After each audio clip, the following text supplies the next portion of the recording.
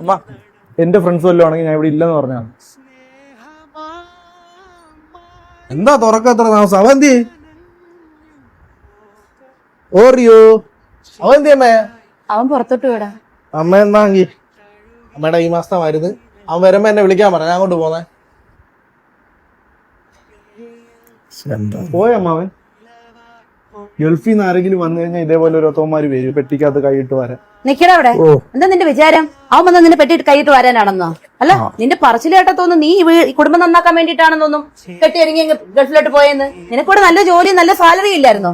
അതും കളഞ്ഞിട്ട് നീ ഗൾഫിൽ പോയത് കുടുംബം നന്നാക്കാൻ വേണ്ടിയിട്ടാണോ? അവൻ വന്നെന്തിനാ നിനക്കറിയാം? അല്ല, നിനക്ക് എന്തറിയാം ഈ വീട്ടിനെ കുറിച്ച്?